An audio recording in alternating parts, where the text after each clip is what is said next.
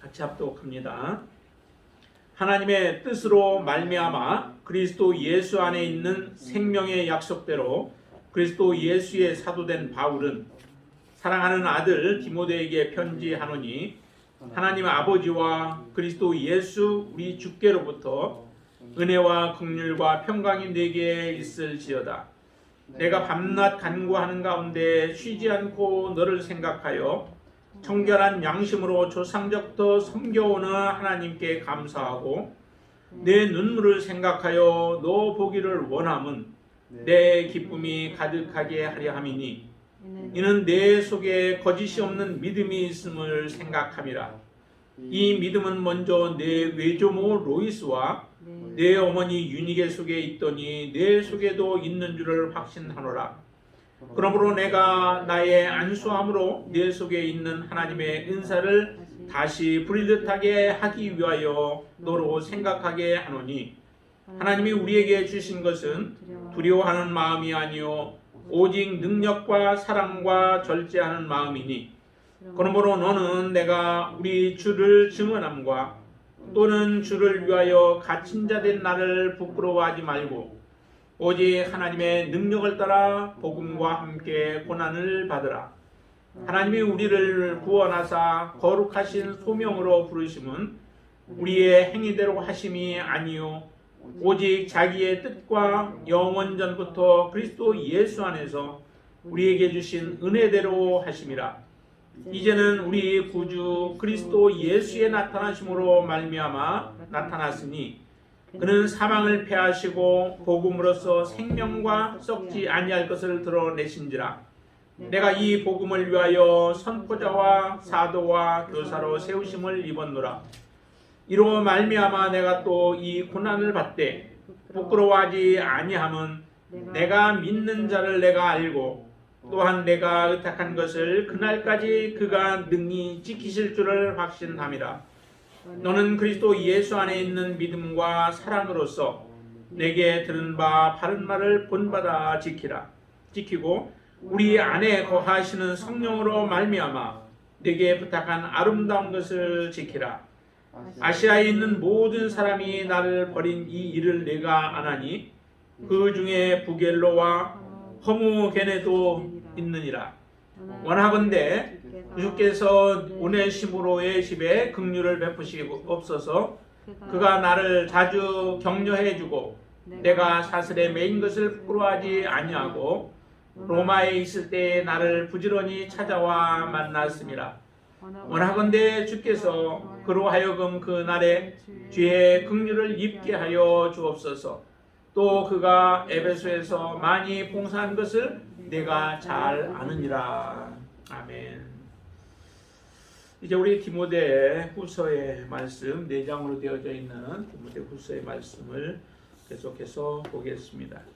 디모데 후서를 통하여서도 우리에게 주고자 하는 말은 앞에 디모데 전서나 디모데 후서나 디도서와 같은 그 목회 서신들이죠. 같은 목회 서신들은 다 동일하게 사실은 바른 교훈에 대해서 가르치는 말씀들이죠. 우리에게 바른 교훈 안에, 그러니까 목회라고 하는 것은 특별하게 한마디로 이렇게 정의한다면은 모든 성도들을 아니면 교회를 공동체를 바른 교훈 안에서 서게 하고 바른 교훈으로 가르치고 바른 교훈을 따라서 살아가도록 만드는 것이 바로 목회라고 하는 것입니다. 아무리 열심히 우리가 노력을 해도 바른 교훈 안에 세우지 못하게 되어진다면은 그 목회는 사실은 의미가 없는 목회가 되어지죠. 양쪽으로 아무리 커도 그 교회가 바른 교훈 안에 설 수 있도록 세우고 바른 교훈 안에 살아갈 수 있도록 해주는 것이 진정한 목회라는 거죠. 한 사람이든 또한 10사람이든 많은 사람이든 간에 바른 그 교훈 안에 세우는 것이 그 목적이에요. 그렇기 때문에 이 디모데를 향하여서도 이 바른 교훈 안에 세우고자 해서 지금 사도 바울이 이 디모데에게 교훈하고 있고 또 가르치고 있는 것입니다.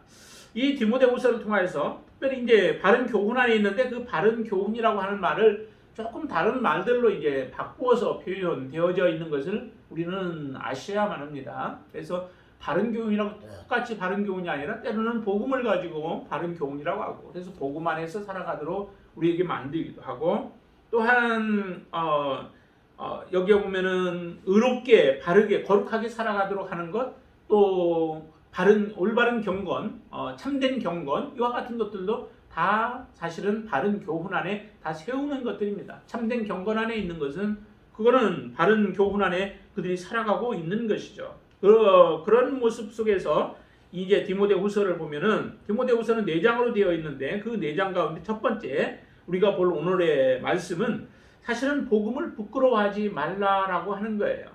복음을 부끄러워하지 아니할 때에 사실은 우리는 복음과 함께 고난도 받을 수 있고 바른 교훈 안에 살아갈 수 있게 되어지죠. 복음을 부끄러워하는 사람이 바른 교훈 안에 살아갈 수 없습니다. 반드시 우리는 복음에 대해서 자부심을 가져야 되죠.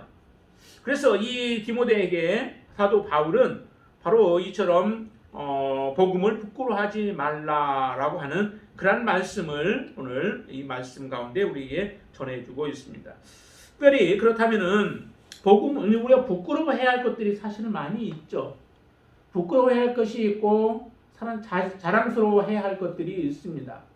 사람들이 이제 그 가치관이 혼돈되어져서 부끄러워해야 할 것들을 당연시 여기는 사람 많고, 또한 당연하게 여기고 자랑스러워해야 할 것들을 부끄럽게 여기는 경우들이 많습니다. 점점 시대가 이제 마지막 때가 되어지면 되어질수록 점점 더 그럴 거예요. 그래서 복음을 우리가 증거하거나 복음을 다른 사람들에게 이야기하는 것들이 부끄러워지기도 하고, 또한 전하지 못하는 그런 상황들이 환경들을 만들어 가게 되어지죠. 내가 교회 다닌다라고 하는 것을 드러내지 못하게 되어질 때도 있게 되어진다는 거죠. 그러할 때에도 우리가 복음을 정말 당당하게 드러내고 말할 수 있으려면은 이런 그 디모데 전후서나 목회서신과 같은 것들을 우리가 바르게 알고 그 교훈 안에서 우리가 살아가게 되어질 때에 그런 환경이 와도 모든 사람들이 아니오라고 하고 모든 사람들이 나는 예수를 안 믿는다라고 고백한다 할지라도 우리 믿는 진정한 참된 믿음을 가지고 있는 사람들은 예수 그리스도를 주라고 고백하고 복음을 시인하고 그 복음 가운데 살아가는 삶을 살아가게 되어질 것입니다. 오늘 이 본문의 말씀에서 우리가 보는 것은 왜 복음을 부끄러워하지 말아야 하는가라고 하는 것, 그 세 가지를 먼저 한번 알아보겠습니다. 그거는 9절 말씀을 먼저 한번 보실까요? 9절에 보시면 복음이라고 하는 건 정말 우리에게 축복이죠. 놀라운 축복인데요. 이 복음을 우리가 부끄러워하지 말아야 할 이유가 거기에 있습니다. 한번 9절을 같이 한번 읽어보겠습니다. 하나님이 우리를 구원하사 거룩하신 소명으로 부르심은 우리의 행위대로 하심이 아니요 오직 자기의 뜻과 영원 전부터 그리스도 예수 안에서 우리에게 주신 은혜대로 하심이라 라고 말씀합니다. 여기에 보면 특별히 그 부르심에 대한 말씀을 하시죠. 우리를 불렀다는 거예요. 그런데 부른 이유가 있죠.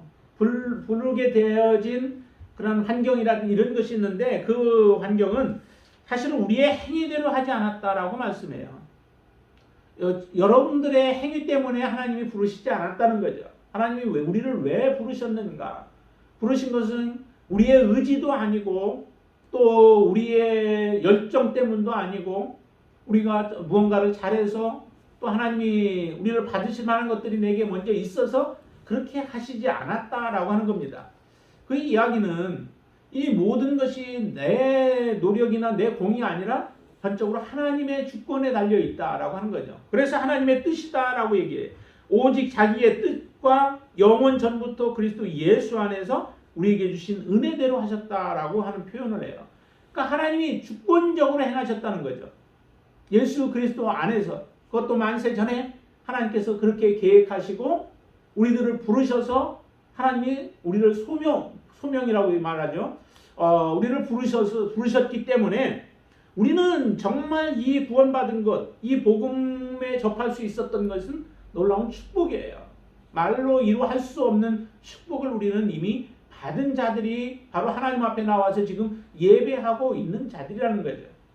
이런 하나님의 그 주권과 또 하나님의 은혜를 우리가 마음에 간직하고 있다면은 결코 우리는 주님 이 십자가에 대해서 부끄러워할 수 없게 되어지죠. 사람들은 십자가에 대해서 헬라인들도 그렇고 로마인들도 그렇고 아니면 유대인들조차도 이 십자가에 대해서 그들은 잘 좋게 생각하지 않잖아요. 정말 복음 안에 있는 사람만 십자가가 당당하고 십자가가 자랑스럽고 십자가를 우리는 높이 들게 되어지죠. 그러나 세상적인 생각과 이성과 이런 것들을 따져본다면은 십자가는 우리가 자랑할 만한 것이 사실은 못 된다는 거죠.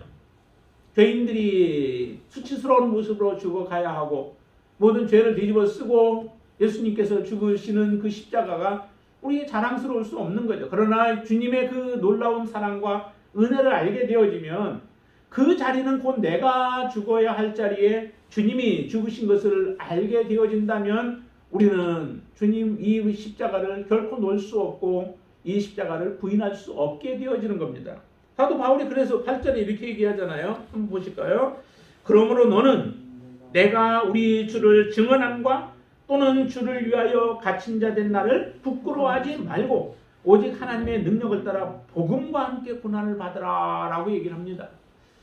부끄러워하지 말라는 거죠. 사도 바울을 참 사랑했고 존경하며 따르던 이 디모데를 향하여서 디모데의 마음이 조금 그 소심함이 좀 있었던 것 같습니다. 그러다 보니까 사람들의 많은 소리들을 듣고 또 환경들을 바라보다 보면은 디모데의 마음 가운데에도 조금 부끄러운 마음들이 혹시나 있지 않았나. 그렇기 때문에 너는 내가 이처럼 증언하며 주를 증언함 때문에 부끄러워하지도 말고 또 주를 위하여서 내가 감옥에 갇힌 그것도 부끄러워하지 말라라고 이렇게 당당하게 사도 바울은 말할 수 있었던 거죠.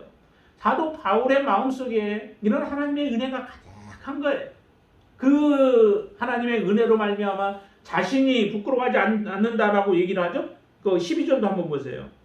12절에 보시면 이렇게 얘기하죠. 이로 말미암아 내가 또 이 고난을 받되 부끄러워하지 아니하면 그러죠. 고난을 받지만은 사도 바울은 정말 부끄럽지 아니했어요. 부끄러워하지 않았던 거죠. 누구 앞에서도 사도 바울은 부끄러워하지 않았습니다. 왕 앞에서도 그랬죠. 우리 사도행전 한번 볼까요? 사도행전 26장을 한번 보세요. 참 이런 당당함이 우리 그리스도인들에게 요구가 되어지는 겁니다. 저와 여러분들에게 이런 당당함이 있을 수 있게 되길 바랍니다. 26장 24절 한번 보세요. 24절 말씀 보시면 거기 이제 베스도가 나오죠. 바울이 이같이 변명하매 베스도가 크게 소리내어 이르되 바울아 내가 미쳤도다. 내 많은 학문이 너를 미치게 한다. 라고 이렇게 얘기를 하죠. 베스도가 바울을 보고서 하는 이야기가 너는 미쳤다는 거예요. 지금 포박되어진 상태에서 왕 앞에 서 있는데 그 모습 속에서도 예수 그리스도를 증거하니까 정말 미치지 않았으면 내가 어떻게 그렇게 하겠냐는 거죠. 예수님을 증언하고 예수님을 자랑하고 예수님을 전파하면은 그 살아계시는 예수님이 전능하신 하나님이 좀 돌보아서 이런 어려움들을 극복하고 또 이런 어려움들이 오지 않도록 미리 막을 수 있는 능력의 하나님 아니겠습니까? 우리가 전하는 하나님은 그런 능력의 하나님이잖아요. 그런데도 하나님은 이런 상황 속에서 바울을 건져주지 완전히 그 모든 것들을 면하게 하지 않으시는 겁니다. 이렇게 그 모습을 보면서 미쳤다고 할 때에 얼마나 일반 사람 같으면 부끄럽겠어요. 하나님 주님의 이름을 참 드러내기가 어렵잖아요. 우리의 형편이 잘 피고 모든 것이 잘 되어지면은 하나님이 도우셨다고 하면서 하나님을 더 드러낼 텐데 하나님의 이름을 드러내기가 부끄러운 모습으로 지금 그 상황 속에 있는데도 그때 바울을 한번 하는 이야기를 25절 같이 한번 읽습니다. 바울이 이르되 베스도 각하여 내가 미친 것이 아니요 참되고 온전한 말을 하나이다. 그러죠. 26장 25절. 네. 이처럼 미친 것이 아니고 오히려 나는 참되고 온전한 것을 말한다는 거예요. 당신이 미쳤으면 당신이 미쳤고 당신이 참으로 어리석은 자라는 거죠. 왜냐하면 나는 지금 예수 그리스도 생명 되시는 그 하나님을 주님을 만나고 그 은혜 속에서 내가 살아가지만은 당신은 지금 뭔가 안다고 하지만은 뭔가 지혜도 가지고 있고 능력도 가지고 있지만은 그러나 실제 당신이 가지고 있는 것들은 아무것도 아닌 것들이라는 거예요. 그걸 모르고 살아가고 있는 당신이 오히려 온전하지 못한 자다라고 당당하게 역으로 그렇게 말하고 있는 모습을 보세요. 또 그 다음에 보세요. 28절 한번 보세요. 28절. 거기는 이제 아그리파 왕에게 하는 거죠. 26장 28절입니다. 같이 읽습니다. 아그리파가 바울에게 이르되 내가 적은 말로 나를 권하여 그리스도인이 되게 하려는다라고 하는, 이제 자기에게 전도하니까, 아그리파 왕에게 전도하니까 지금 바울을 향해서 그렇게 말하는 거죠. 그런 그때에 포박되어져 있는 바울의 그 모습 속에서 하는 이야기가 29절입니다. 같이 한번 읽습니다. 바울이 이르되 말이 적으나 많으나 당신뿐만 아니라 오늘 내 말을 듣는 모든 사람도 다 이렇게 결박된 것 외에는 나와 같이 되기를 하나님께 원하나이다 하니라. 얼마나 자신감이 든든해요. 이 바울 같은 경우는 어디다 내놓아도 그는 굴리지 않고 또 주눅이 들지 않고 기가 약해지지 않을 겁니다. 예수 그리스도와 함께 있고 그 주님을 만났고 그 주님의 은혜를 체험한 자이기 때문에 이런 능력이 있죠. 저와 여러분들은 마찬가지 아닌가요? 하나님의 은혜 가운데 지금 우리가 살아가고 있고 그 은혜 때문에 지금 우리가 여기까지 왔습니다. 지금까지 살아온 것도 다 하나님의 은혜로 우리가 살아갔고 앞으로 살 것도 하나님의 은혜 아니고는 우리가 살아갈 수 없는 거죠. 하나님의 은혜 때문에 내가 여기까지 왔습니다. 그리고 예수 그리스도를 만났고 복음을 들었고 그 복음으로 말미암아 우리가 구원받은 하나님의 자녀가 되지 않았습니까? 그렇다면은 정말 우리의 마음속에도 이와 같은 사도 바울이 외치는 것과 같은 외침이 정말 강하게 울려 퍼져 나와야 되죠. 우리의 직장 가운데서 여러분들이 살아가는 동안에 그리스도인이기 때문에 피해를 보는 경우들도 있겠죠. 그러나 그럴 때에도 내가 하나님의 자녀인 것을 당당히 말하고 예수 그리스도 안에 신정한 생명이 있음을, 그리고 그 안에 영생이 있음을 우리가 말하면서 다른 사람들에게 전할 수 있는 자가 되어졌을 때에 우리는 복음을 정말 부끄러워하지 아니하는 자가 되어진다는 겁니다. 그 로마서에 보면은 이렇게 얘기를 하죠. 로마서 1장 16절에 보면은 내가 이 복음은 모든 믿는 자에게 구원을 주시는 하나님의 능력이 된다라고 얘기를 해요. 그러니까 복음을 부끄러워하지 않는다는 거죠. 참 이런 고백과 이런 담대함을 가지고 하나님 앞에 설 수 있게 되기를 바랍니다. 이처럼 주권적 은혜로 우리가 부르심을 받은 자라면, 저와 여러분들이 그렇게 받았잖아요. 하나님의 은혜로 받았고 하나님의 주권으로 하나님의 뜻대로 우리가 하나님 앞에 나올 수 있는 자가 되어졌고 그 부르심 앞에서 우리가 응답하여서 하나님 앞에 나온 거죠. 그렇죠? 하나님이 부르셔서, 하나님 먼저 부르셨기 때문에 그 부르심에 우리가 응답하여서 하나님 앞에 나와 구원받은 자가 되어진 겁니다. 우리의 삶 속에서 이 십자가에 대해서, 복음에 대해서 결코 부끄러워하지 아니하는 그러한 믿음의 삶을 살 수 있게 되길 바랍니다. 그리고 두 번째 이유를 또 이야기하는데요. 10절과 11절에서 얘기합니다. 10절과 11절 한번 보시죠. 이제는 우리 구주 그리스도 예수의 나타나심으로 말미암아 나타났으니 그는 사망을 패하시고 복음으로써 생명과 썩지 아니할 것을 드러내신지라. 이 복음은 내가 이 복음을 위하여 선포자와 사도와 교사로 세우심을 입었다라고 말씀합니다. 아까는 하나님이 우리를 부르신 소명에 대한 부분이고, 그 다음에 부르셔서 무언가 일을 우리에게 맡기실 때 그 맡기는 것은 사명이라고 우리가 얘기를 하죠. 그러니까 하나님께서 우리에게 사명도 주셨다는 거예요. 그 사명이 어떤 사명인가를 보세요. 하나님에 대해서는, 예수 그리스도에 대해서는 어떤 분이시냐면 그분은 정말로 영원한 생명의 복음을 우리에게 맡기셔서 우리를 통하여 그 영원한 복음, 생명의 복음을 우리의 사역자로 우리에게 맡기셨다는 거죠. 하나님 우리를 사역자로 삼으신 거예요. 하나님과 함께 동역할 수 있는 하나님의 동역자로 우리를 삼으셨다는 거죠. 그거는 인정했기 때문에 그런 거 아니겠습니까? 저와 여러분들을 하나님이 인정해서 너 나의 사역을, 이 귀한 생명의, 영원한 생명의 복음을 우리와 함께 이 일을 하자라고 하나님은 우리를 부르셔서 그 사역을 맡기셨다는 거예요. 우리가 신실한 자가 아니면 누가 맡기겠습니까? 여러분들 일도 잘하는 사람에게 더 많이 맡기죠. 못하는 사람에게는 자꾸 일을 안 줘요. 그래서 더 편하긴 할지 몰라도 능력을 못 받죠. 그러나 잘하는 사람은 이것도 맡겨도 잘하고 저것도 맡겨도 잘하면은 그 사람의 일거는 자꾸 늘어나요. 하나님 앞에 우리가 인정받아서 하나님의 일을 우리가 할 수 있는 자가 되어졌다라고 하는 것은 이것도 우리의 노력으로 되어지는 게 아니잖아요. 하나님이 주시는 은사를 통하여 주시는 은사들을 통하여서 우리가 그 일들을 감당하고 신실하게 감당함으로 하나님의 일의 동역자가 되어진 것은 정말 놀라운 축복이죠. 이거는 그렇기 때문에 이런 하나님의 사역자들에게 있어서 어떤 일들이 나면 어려움들이 고난들이 우리 앞에 찾아오게 되어집니다. 내가 하나님의 사역자가 아니면 굳이 그런 어려움들이 찾아오지 않아도 돼요.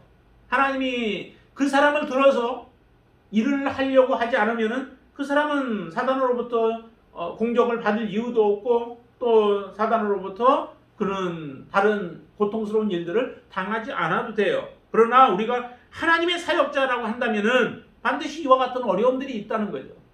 그거는 그 어려움들이 온다라고 하는 얘기는 오히려 우리가 하나님 앞에 더욱더 감사해야 할 일이라는 겁니다. 그렇기 때문에 저희 초대교회의 경우에 그 사도들의 경우도 이와 같은 고백이 나오잖아요. 오히려 매를 맞고 위협함을 당하고 그리고 나서 쫓겨나게 되어질 때에 그들의 입술에서는 몸은 아프고 고통스럽고 힘들지만은 그러나 그들의 입술에서는 오히려 찬양이 퍼지고 하나님 앞에 영광을 돌리는 그런 고백들이 나오는 거예요. 우리가 무엇이건데 하나님께서 우리는 이처럼 하나님의 일에 합당하게 여겨서 이와 같이 고난을 받으며 주님의 고난에 함께 동참할 수 있겠는가라고 하는 그런 고백을 하나님 앞에 드리면서 찬양하는 모습을 보게 되죠. 사도 바울과 그 실라가 빌립보에서 있을 때도 매를 맞고 깊은 감옥에 그들이 갇혔을 때에 이와 같은 일들이 일어나잖아요. 매를 맞고 고통스러우면 정말로 신음하면서 그곳에서 지내야 하는데도 그들의 입술에서는 기도가 울려 퍼지고 하나님을 찬양하는 찬양이 울려 퍼짐으로 인하여 감옥의 문들이 흔들리고 그러다가 하나님께서 그들을 하나님 석방시키는 그런 역사가 일어나게 만드시죠. 이건 하나님의 사역자이기 때문에 이런 일들이 일어나는 거예요. 특별히 예레미야 같은 경우는 우리가 눈물의 선지자로 잘 알고 있죠. 정말 눈물의 선지자인데 예레미야도 얼마나 복음 전하는 것이 힘들었겠어요. 복음을 전하면은 듣고서 좀 돌이키면 좋은데 사람들이 돌이키지는 않아요. 변화가 없어요. 그런데도 계속 전해야 되는 거죠. 오히려 사람들로부터 자꾸 핍박이 오고 고난이 오죠. 올바른 소리를 하면은 핍박을 가하면서 또 구덩이에 그가 들어가게 되어지는 그러한 환난을 당하기도 해요. 그렇지만은 복음을 전하지 아니하면 그 속에서는 불 붙는 것 같아서 견딜 수도 없는 마음이 있어서 나가서 전하면은 마음은 시원한데 육체적으로는 고난이 오는 이런 일들이 일어나요. 그렇다고 이 예레미야가 그런 가운데 주저앉지 않잖아요. 하나님의 복음을 끝까지 전하면서 혹시라도 돌아오기를 원하고 그들이 회개하고 돌아와서 하나님의 은혜 가운데 들어가기를 원하는 그런 마음 때문에 전할 수밖에 없었던 것들을 우리가 보게 되어집니다. 우리가 이 사역을 감당하는 가운데서 많은 어려움들이 있고 때로는 외로움을 겪어야 하고 많은 아픔들을 겪어야 될지 모르나 그러나 그 가운데서도 복음에 대한 우리 자부심만은 변함이 없어야 된다는 겁니다. 이 하나님이 우리를 선포자와 사도와 교사로 하나님이 세우셨다라고 하는 것은 하나님을 우리는 더욱더 신뢰하고 하나님을 의지하며 믿음으로 살아가야 할 일들이죠. 그렇기 때문에 이 복음을 부끄러워하지 말라라고 얘기를 한 겁니다. 그래서 이 복음을 부끄러워하지 아니하는 것, 그것이 바로 우리가 바른 교훈 안에 지금 살아가고 있는 증거 중에 하나예요.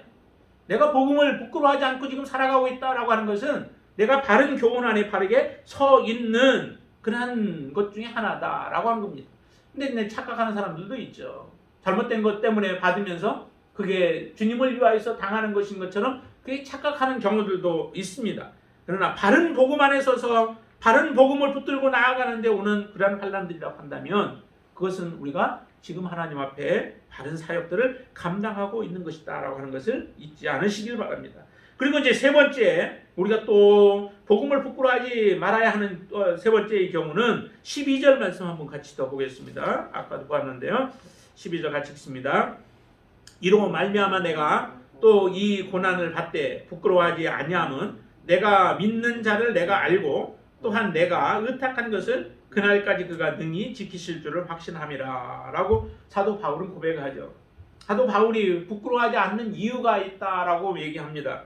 그 부끄러워하지 않는 이유, 고난을 받지만은 부끄러워하지 않는데 그 이유는 하나님이 나를 안다는 거죠. 내가 지금 고난받고 있는 것도 하나님은 아시고, 그렇죠? 여러분들이 고난 속에 있을 때에 하나님 못 보시지 않습니다.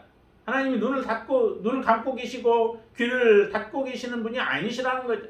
다 보고 계셔서 때는 이유가 있어서 그것들을 허락하셨다라고 하는 것들을 안다면은 이 고난, 복음 때문에 받는 고난들, 그런 것들이 와도 우리가 부끄러워할 일은 아니라는 거죠. 오히려 더 자랑스러운 거죠. 주님을 드러내는 거잖아요. 내가 지금 주님 복음 때문에 이와 같은 어려움들을 당하고 있는 것들은 하나님 앞에 더욱더 기억되어지고 하나님 나라의 상급으로 쌓여질 일들이라는 거예요. 그렇기 때문에 이 고난 가운데서도 부끄러워하지 아니하고 오히려 더 드러내는 거죠. 뿐만 아니라 그날까지 그가 능히 지키실 줄을 확신한다라고 얘기를 해요. 하나님이 나를 알 뿐만 아니라 나를 지켜주신다는 거죠. 마지막 날까지 내가 복음을 붙잡고 살아가고 복음 때문에 고난을 당하며 살아가고 있다면은 하나님은 반드시 우리를 지켜주신다는 거예요. 그 지켜주심이 우리가 육신적으로 우리의 생명을 온전하게 그리고 편안하게 지켜준다는 그런 의미가 아니라 우리의 영혼이 하나님 앞에 온전하게 설 수 있도록, 그리고 내가 그 사명을 다할 때까지는 하나님이 우리를 어쨌든 붙들어 주시는 거예요. 사명이 다 마치면은 하나님이 부르시죠. 그 사명이 무엇인지는 사실은 우리는 잘 몰라요. 내게 사명을 맡겨주셨지만은 그 사명이 어디까지가 내게 주어진 사명인지는 사실은 잘 몰라요. 그렇잖아요. 침례 요한과 같은 경우도 그의 사명이 어디까지였을까? 그런 옳은 소리를 하다가 또 헤롯 왕의 그 잘못된 부분들을 지적을 하다가 결국 어떻게 돼요? 목배임을 당하게 되잖아요. 그러면 우리가 볼 때는, 밖에 있는 사람들이 바라볼 때는 침례 요한이 억울하게 죽임을 당했다라고 우리는 말할지 모르나, 그러나 침례 요한의 사역이 거기까지였기 때문에 하나님께서 그거를 허락하셨다라고 우리는 그렇게 보는 거죠. 하나님은 그렇게 하신다는 거예요. 제자들 가운데도 두 사람이 다른 모습으로 나오잖아요. 야고보와 같은 경우는 톱으로 펴을 당해서 못 죽었다라고 하지만은 베드로와 같은 경우는 감옥에 있을 때에도 다시 살림을 받는 그런 역사가 일어나잖아요. 달라요, 이 모습들이. 왜 한 사람은 죽임을 당하게 만들고 또 한 사람은 다시 살려서 더 오랫동안 사역을 하게 만들었다가 죽임을 당하게 하느냐라고 우리가 할지 모르나, 하나님은 사역들이 나름대로 다 다르다는 거죠. 1달란트 받은 사람과 2달란트 받은 사람, 또 5달란트 받은 사람들이 그 달란트가 다르듯이 우리가 해야 할 그 사역들도 다르다는 거죠. 그러나 반드시 하나님은 하나님의 주권을 가지고 하나님의 사역자들을 붙드시고 하나님이 지키시면서 그들에게 맡겨진 사명을 다 이루게 하신다라고 하는 겁니다. 그것을 우리가 믿는다면은 이 복음 때문에 당하는 고난 가운데서도 우리가 부끄러워할 이유는 없다라고 하는 거죠. 오히려 복음으로 인하여 우리가 고난을 당할 때 우리는 더욱더 기뻐하고 감사해야 할 일들이다라고 하는 것을 우리는 기억하셔야만 합니다. 성령께서 이 땅에 오셔서 하셨던 사역 가운데 그 주된 사역을 이렇게 요약해서 얘기를 하죠. 성령이 그가 오시면은 의에 대해서, 또 죄에 대해서, 의에 대해서, 심판에 대해서 너희들에게 선포할 것이다, 또 책망할 것이다 라고 하시는 그런 말씀을 해서 성령이 오셔서 그냥 모든 것을 덮어두시는 게 아니라 죄에 대해서는 드러나게 하신다는 거죠. 그것이 죄다라고 지적을 하시고, 의에 대해서는 뭔가 말씀하시고, 또 잘못한 부분들에 대해서는 심판을 하나님은 선포하시고 그것들을 드러내시는 겁니다. 우리 하나님의 자녀들도 마찬가지예요. 하나님 앞에 믿음으로 살아가고 있는 모든 사람들이 이와 같은 그 사역들을 감당함으로 인하여서 우리 앞에 환난이 오고 고난이 오고 역경이 오게 되어진다는 겁니다. 그것은 오히려 감사할 일들이다 라고 사도 바울이 말씀하고 계시는 겁니다. 이로 인하여서 정말 디모데도 그와 같은 담대한 모습으로 이제 서겠죠. 주를 위하여서 갇힌 자 된 나를 부끄러워하지 말고 오직 우리가 하려면은 하나님과 함께 하나님의 능력을 따라서 복음과 함께 고난을 받으라라고 하신 이 말씀처럼 하나님을 믿는다라고 하는 것은 복음과 함께 우리가 하는 삶이고, 그 복음과 함께 하는 삶을 통하여서 하나님의 그 고난에 함께 동참할 뿐만 아니라 이 반드시 그런 확신과 믿음을 가지고 이 땅에서 믿음의 삶을 살아야만 합니다.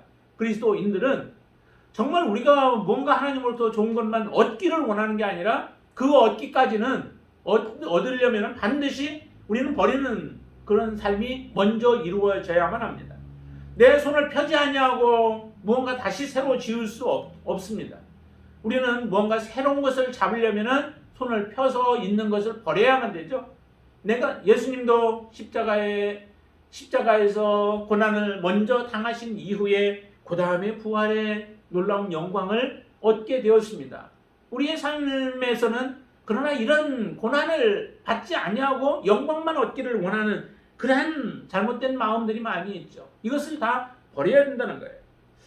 하나님 앞에 반드시 이 복음과 함께 내가 고난을 받으리라 라고 하는 결단, 또 복음과 함께 내가 가리라 라고 하는 결단이 있으면 우리 앞에 놓여진 여러 가지 일들, 어려움, 고난 속에서도 우리는 부끄러움을 느끼지 아니하고 오히려 담대함으로 서서 감당해 나가는 하나님의 자녀들이 되어질 줄로 믿습니다. 여러분들이 이와 같은 귀한 사람이 되시기를 주님의 이름으로 축원을 드립니다. 그러면 또 하나는 이제 본다면은 어떻게 해야 복음을 부끄러워하지 않을까라고 하는 부분이에요. 우리가 어떻게 해야, 왜 우리가 복음을 부끄러워하지 않아야 하는가라고 하는 세 가지를 보았다면은 이제 어떻게 해야, 우리 안에 어떤 것을 가지고 있어야 우리가 복음 때문에 고난을 당해도 우리는 복음과 함께 기뻐할 수 있고 복음을 부끄러워하지 않는 자가 되어질 수 있는가라고 하는 거죠. 그 첫 번째가 3절에서 한번 5절을 보시죠. 3절에서부터 5절까지를 보시면 거기에 보시면 이렇게 얘기를 합니다. 몇 가지 3절에 보시면 내가 밤낮 간구한 가운데 쉬지 않고 너를 생각하여 청결한 양심으로 조상적부터 섬겨오는 하나님께 감사하고 내 눈물을 생각하여 너 보기를 원함은 내 기쁨이 가득하게 하려 함이니 이는 내 속에 거짓이 없는 믿음이 있음을 생각함이라. 이 믿음은 먼저 내 외조모 그리고 또 어머니 그 속에 있었던 것인데 내게도 있는 줄을 내가 확신한다 라고 이렇게 얘기를 하죠. 사도 바울이 이 디모데를 참 많이 생각을 하죠. 근데 그 안에 너를 생각하는데 그 생각하면서 항상 감사하는데 그 감사의 이유가 어디에 있는가? 청결한 양심으로부터 조상적부터 섬겨오는 그 하나님께 감사하는데 그것은 내 눈물을 보고 그랬다라고 얘기를 해요. 디모데가 언제 이렇게 눈물을 흘렸을까라고 하는 그런 의문을 우리가 질문을 해보면 그것은 사도 바울이 에베소 교인들을 불러 모았던 적이 한번 있었죠. 불러 모으고 그들과 이제 마지막 작별 그 설교를 한 그런 때가 있었습니다. 그때에 모든 에베소 사람들이 와서 그 사도 바울의 말을 듣고 작별할 때에 함께 이 디모데도 그 가운데 있으면서 울었던 것으로 지금 그렇게 보여집니다. 그런데 그때 이 디모데가 눈물을 흘렸는데 디모데의 믿음이 참 신실한 믿음을 가지고 있었던 거죠. 오직 이 사도 바울을 바라보며 또 많은 성도들과 함께 사도 바울이 떠나가는 그 모습을 보면서 안타까워하면서 이제 눈물을 흘렸던 것들을 생각하면서 그렇게 생각하면서 내 속에도 진실된 그런 믿음이 있는 것을 안다라고 하는데요. 자, 여기서 볼 때에 우리가 정말 이 복음 때문에 부끄러워하지 않으려면은 진실된 양심과 그 다음에 그 믿음이 있어야 된다라고 하는 거예요. 청결한 양심이라고 이렇게 표현도 되어 있어요. 그리고 거짓이 없는 믿음이라고 5절에서는 얘기하듯이 우리 안에 정말 복음에 대해서 진실된 청결한 양심이 있는가, 진실된 양심이 있는가, 진실된 양심으로 하나님을 우리가 섬기고 있는가, 내 안에 예수 그리스도가 나의 온전한 주인이 되어 있다면 우리의 삶에서는 예수 그리스도를 부인하지 않겠죠. 어떤 일들이 와도 우리는 부인하지 않을 겁니다. 그러나 예수 그리스도가 형식적인 모습으로 나의 주인의 삶이 되어져 있다면 우리는 쉽게 우리의 마음이 변화가 되어질 거예요. 그러나 이 디모데와 같은 경우 청결한 양심, 진실된 그런 양심을 가지고 있고 거짓이 없는 믿음, 그의 외할머니나 또 그의 어머니나 아니면은 자기 자신 안에도 그런 진실된 믿음이 있는 디모데의 믿음은 흔들림이 없잖아요. 마지막까지 하나님 앞에 믿음으로 서서 사도 바울의 진정한 참된 아들로서의 그 삶을 잘 살아가면서 하나님 앞에 영광을 돌리는 믿음의 삶을 살아가고 있습니다. 여러분들의 안에 이런 진실된 믿음과 또 그 다음에 양심이 우리 안에 있는가라고 하는 거죠. 그 깨끗한 양심이 있을 때에 내가 먼저 깨끗해야 다른 사람들에게도 우리는 담대할 수 있는 거죠. 특별히 하나님 앞에서 그렇잖아요.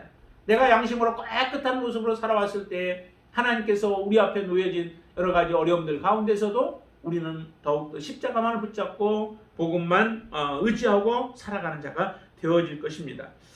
그리고 두 번째 이제 우리가 또 보아야 할 것은 여기 보시면은 6절로 7절을 한번 보시죠. 6절에서 7절 같이 한번 읽을까요? 그러므로 내가 나의 안수함으로 내 속에 있는 하나님의 은사를 다시 부릴듯하게 하기 위하여 너로 생각하게 하노니 하나님이 우리에게 주신 것은 두려워하는 마음이 아니요 오직 능력과 사랑과 절제하는 마음이다 라고 말씀합니다. 여기에 보면은 두려워하는 마음이 사도 그 바울 디모데의 마음 가운데 두려운 마음이 좀 있었던 것 같은데요. 그러기 때문에 이렇게 얘기를 합니다.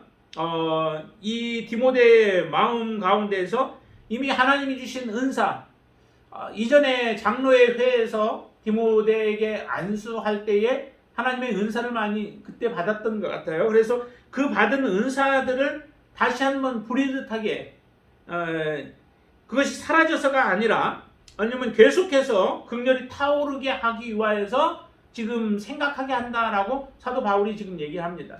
그때 안수 받을 때를 생각하면은 마음이 다시 뜨거워지는 거죠.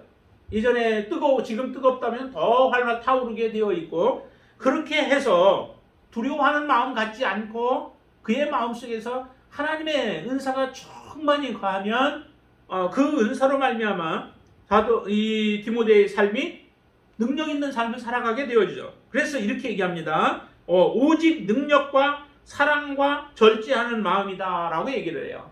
두려운 마음에서 벗어나서 내가 가져야 할 마음이 오히려 능력이고 사랑이고 그 다음에 절제하는 마음을 갖게 되어진다면은, 이런 마음이 있으면은 우리가 복음 때문에 부끄러워하지 않는다는 거예요. 복음이 오히려 자랑스럽게 느껴진다는 거죠.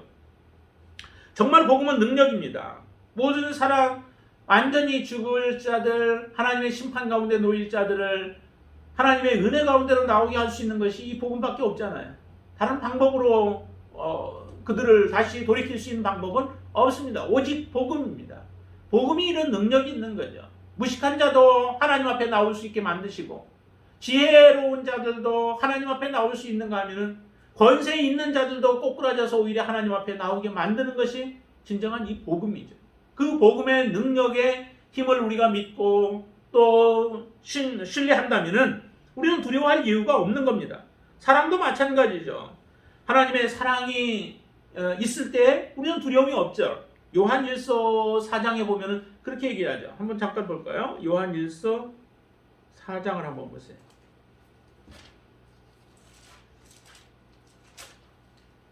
요한일서 4장 18절 말씀 한번 보세요.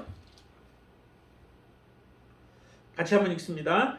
사랑 안에 두려움이 없고 온전한 사랑의 두려움을 내쫓나니 두려우면은 형벌이 있습니다. 두려워하는 자는 사랑 안에서 온전히 이루지 못하였느니라. 온전한 사랑 가운데 있지 못하다라고 하는 거죠. 그러나 정말 하나님을 사랑하는 마음이 내 안에 크면은 우리는 두려움이 없다는 겁니다. 두려움이 없어지고 하나님의 그 사랑이 우리를 감싸고 있으면 우리는 오히려 평안함을 느끼게 되어있죠. 위기 가운데서도 평안을 누리고 모든 것을 하나님 앞에 그냥 맡겨버릴 수 있는 그런 믿음의 삶을 살아갈 수 있게 되어집니다. 좀 사랑도 단지 그게 정적인 것이 아니라 동적으로 우리의 삶을 주장하며 다스리는 그런 능력이 되어지는 거죠. 그리고 절제하는 마음이 있어서 우리의 모든 두려워하는 것들을 절제하고 하나님 앞에 우리 자신을 바르게 세움으로 인하여서 이런 그 복음 때문에 우리가 어려움들을 당할 때 고난 속에서 우리는 부끄러워하지 않냐고 오히려 찬양하고 하나님 앞에 영광을 돌리는 삶을 살아가게 되어진다라고 말씀합니다. 그리고 또 하나를 보면은 거기에 13절과 14절 말씀 보세요. 13절, 14절 말씀 같이 한번 읽습니다. 너는 그리스도 예수 안에 있는 믿음과 사랑으로서 내게 들은 바 바른 말을 본받아 지키고 우리 안에 거하시는 성령으로 말미암아 내게 부탁한 아름다운 것을 지키라 라고 얘기합니다. 복음에 대한 자부심이죠. 하나님이 우리에게 부탁한 것은 이렇게 얘기하죠. 내게 부탁한 아름다운 것이다. 아름다운 것, 선한 것, 좋은 것, 가장 좋은 것이죠. 하나님은 우리에게 부탁한 것이 이처럼 아름다운 것이라고 하는데 그 아름다운 것이 바로 복음이죠. 하나님 복음을 통하여서 죽어가는 영혼들을 구원하기를 원하시고 복음을 통하여서 하나님의 그 큰 사랑을 알기를 원하고 이 복음을 통하여서 영원한 생명을 우리에게 주시기를 원하시는 분이 하나님이세요. 그 영원한 복음을 통하여 복음을 우리에게 맡기셨고 그 복음을 통하여서 이와 같이 증거하여서 사람들을 살리라고 우리에게 주셨는데 사람들은 그것을 알지를 못합니다. 그걸 볼 줄을 모릅니다. 그것을 깨닫지를 못합니다. 느끼지를 못해요. 그렇기 때문에 복음을 증거하는 사람들을 핍박하고 복음을 증거하는 사람들을 저들은 해하고 복음을 증거하는 사람들을 위협하는 일들이 일어나게 되어지죠. 일어날 때라 할지라도 복음은 변함이 없습니다. 복음은 변질되어지지 않습니다.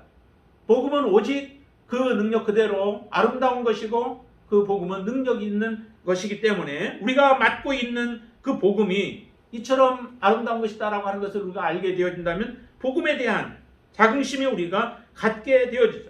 분명한 이런 자부심을 가지고 있게 되어질 때에 우리는 이 복음을 결코 부끄러워하지 아니하는 그런 사람이 되어질 줄로 믿습니다. 그런데 많은 사람들이 이와 같은 삶을 살지 못하는 거예요. 그 결과를 그래서 여기서 15절부터 보면은 그 결과에 대한 결과 때문에 이 복음에 대한 제대로 된 바른 복음을 갖지 못하고 또 이 복음에 대해서 제대로 알지 못하기 때문에 벌어지는 두 가지의 모습이 나타나요. 하나는 정말 잘못된 길로 가는 사람이 있고 그 복음 때문에 올바른 길로 걸어가는 사람이 있다는 거죠. 자, 한번 보세요. 먼저 15절 보세요. 15절을 보시면 아시아에 있는 모든 사람이 나를 버린 이 일을 내가 안 하니 그 중에는 부겔로와 또 허무게네도 있느니라. 그러죠. 이 복음의 가치를 알지 못하고 하나님이 우리에게 이 복음을 맡긴 것을 그들은 제대로 받지 못함으로 인하여서 그들의 삶이 부겔로와 허무게네와 같은 그런 사람들이 되어졌다는 거죠. 그러나 이 두 사람만이 아니에요. 많은 사람들이 아시아에 있는 모든 사람이 나를 버린 이 일을 내가 안다라고 얘기해요.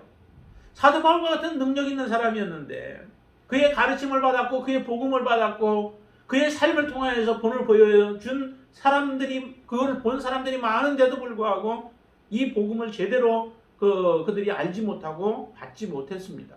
그 결과로 이처럼 복음을 떠나고 사도 바울을 떠나버리는 일들이 벌어지게 되어진 거죠. 참 어리석은 거예요. 다 모든 것들을 거의 붙잡았다가 놓쳐버린 이런 결과를 가져오게 되죠. 그것이 바로 바른 복음이 그 안에 자리 잡고 있지 못하기 때문에 이와 같은 일들이 일어나게 되어진 겁니다. 우리가 마지막 때에 정말 많은 고난과 역경들이 올 터인데 그러할 때 우리가 온전한 믿음을 갖기 위해서는 이 바른 복음 그 가치를 우리가 제대로 알아야 되죠. 그러나 여기에 보면 이제 반대의 모습이 보이죠. 누구인가요? 16절을 보시면은 오네시보로가 나오죠. 오네시보로. 참 오네시보로는 이 바울을 16절에 보면은 자주 격려해 해주었다라고 얘기해요. 바울이 굉장히 참 유익한 사람이었죠. 바울은 하나님의 은혜로만 살아가는 사람인 줄로 알았는데 그렇지도 않잖아요. 옆에 있는 사람이 그에게 굉장히 힘이 되어진 겁니다.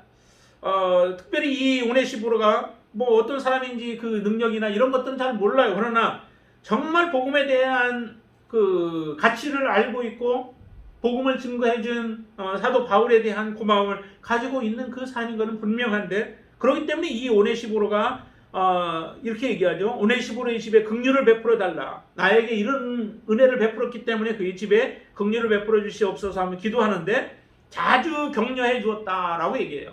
자주 한 번 하고서 끝나는 게 아니라 자주해서 격려해 주었고, 그 다음에 내가 사슬에 매인 것을 부끄러워하지 않았다라고 얘기해요. 참 이렇게 하기가 쉽지 않잖아요. 그 참된 아들 디모데에게조차 이렇게 편지를 써면서 부끄러워하지 말고 오히려 고난에 함께 동참하고 그 함께 고난을 받으라라고 외치고 있는데, 이 사람은 지금 하나의 성도와 같은 사람 아니겠어요? 그런데도 사도 바울의 그 지금 사슬에 매인 것을 부끄러워하지 않았다는 거예요. 사슬에 매여서 채워서 가고 있는 그 상황 속에서도 그 사람에 대해서 부끄러워하지 않고 인정하고 그 사람을 신뢰한다라고 하는 것은 전적인 신뢰죠. 그렇게 할 수 있었던 것이 바로 진정한 복음, 바른 복음이 그 안에 있었기 때문에 그렇습니다. 세상 사람들과 같은 어떤 환경을 보지 않고 또 환경에 전체 사람들이 어떻게 움직이고 어떻게 거기에 따르고 하는가라고 하는 것에 전혀 끌리지 않습니다. 그는 자기가 보고 있는 것이 올바른 것을 알고 있고 자기가 가지고 있는 그 복음이 참된 것을 알고 있는 사람이기 때문에 그 사도 바울의 삶도 하나님이 기뻐하시고 하나님이 인정하시는 삶인 것을 인정하고 있는 것이죠. 그렇기 때문에 함께 바로 부끄러워하지 아니하는 삶을 살았던 겁니다. 그리고 17절 보세요. 계속 오네시보로에 대한 얘기죠. 로마에 있을 때에 나를 부지런히 찾아와 만났다라고 얘기해요. 이 오네시보로는 뒤에 18절에 보면은 에베소에서 많이 봉사한 것을 내가 안다라고 얘기하잖아요. 그러니까 이 오네시보로가 그 소아시아 지역의 사람으로 우리가 보고 있습니다. 그런데도 어디까지 가요? 로마까지 가서 지금 사도 바울의 그 힘이 되어지고 사도 바울을 격려하고 있는 모습 아니겠습니까? 정말 복음 때문에 지금 이와 같은 일들을 하죠. 이 복음이 아니면 오네시보로가 그렇게 할 이유가 어디 있어요? 자기가 받은 그 복음이 얼마나 귀한 것인가를 정말 제대로 알고 있는 사람이에요. 하나님의 은혜가 무엇인가를 알고 있고 하나님의 사랑이 무엇인지를 알고 있는 사람이 이 오네시보로라는 거죠. 그러나 이 오네시보로만 그러겠습니까? 우리 모든 사람들이 지금 복음 가운데 있는 모든 저와 여러분들의 삶도 마찬가지죠. 하나님의 이 은혜를 우리가 알기 때문에 오늘도 지금 나와 있는 거고 우리가 지금도 주님을 섬기고 있는 거고 주님의 우리가 붙잡고 믿음으로 살아가고 있는 자들인 줄로 믿습니다. 그런 믿음의 삶을 살아가게 되어질 때에 하나님 앞에 온전한 믿음의 삶을 지금 내가 살아가고 있는 것임을 여러분들이 깨달으실 수 있게 되기를 주님의 이름으로 축원을 드립니다. 오늘 이 본문의 말씀을 통하여 우리가 다시 한번 생각해 보시기를 바랍니다. 나는 정말로 복음을 부끄러워하지 아니하는가? 복음 때문에 혹시 고난이 와도 그 고난조차도 내가 감사함으로 받을 수 있는가? 하나님 앞에 내게 이런 어려움들을 주신 것에 대해서 불평불만하지 않냐고 그 하나님 앞에 오히려 나에게 이런 일들을 맡겼고 또 나를 하나님이 사랑하시고 나를 구원하시고 나를 하나님의 자녀 삼아주신 것에 대한 감격함으로 하나님을 찬양할 수 있는가 라고 하는 것입니다. 그것이 내 마음에 지금 자리 잡고 있다면 또 여러분들 안에 그렇게 지금 역사하고 있다면 여러분은 참된 복음 안에 지금 살아가고 있는 자요. 또 하나님 앞에 섰을 때에도 부끄럽지 아니하는 이 오네시보로와 같은 그러한 칭찬받는 귀한 믿음의 사람이 되어진 줄로 믿습니다. 그런 사람으로 하나님 앞에 지속적으로 서서 주님을 섬기는 저와 여러분들 되시기를 주님의 이름으로 축원을 드립니다. 기도하겠습니다. 아버지 하나님 감사합니다. 정말 우리가 복음을 들어서 알고 있고 또한 지금까지 믿어왔고 또 복음 붙들고 살아간다고 하지만 정말 우리 앞에 어려움과 환난과 역경들이 닥치게 되어졌을 때 과연 내가 믿는 그 복음이 예수 그리스도가 또한 신앙이 과연 어떤 모습으로 드러날지 우리도 참 두렵고 떨림으로 믿음 생활합니다. 그렇지만 하나님 정말 복음에 대한 바른 복음이 우리 안에 자리 잡고 있고 예수 그리스도가 진정한 우리의 주인이시고 또 나의 구세주이심을 우리가 고백하고 있다면 반드시 우리도 이 오네시모로와 같이 그리고 디모데와 같이 바울과 같이 하나님 앞에 하나님을 인정하며 하나님의 영광을 드러내는 자로 서게 되어질 줄로 믿습니다. 그런 사람이 되기를 원합니다.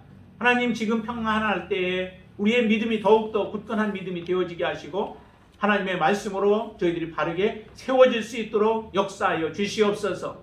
어떤 환경, 어려움도 우리의 믿음을 무너뜨리지 못하게 하시고 또 믿음에서 떠나서 사도 바울을 모든 사람들이 떠나버렸다고 그렇게 사도 바울이 지금 말씀하고 있는 것처럼 하나님 우리가 그런 자들이 되어지지 않게 하여 주시옵소서. 옆에서 격려하고 함께 우리가 힘을 내어서 주님을 섬겨가는 믿음의 지체가 되어지도록 축복하여 주시옵소서. 예수님의 이름으로 간절히 기도드리옵나이다. 아멘.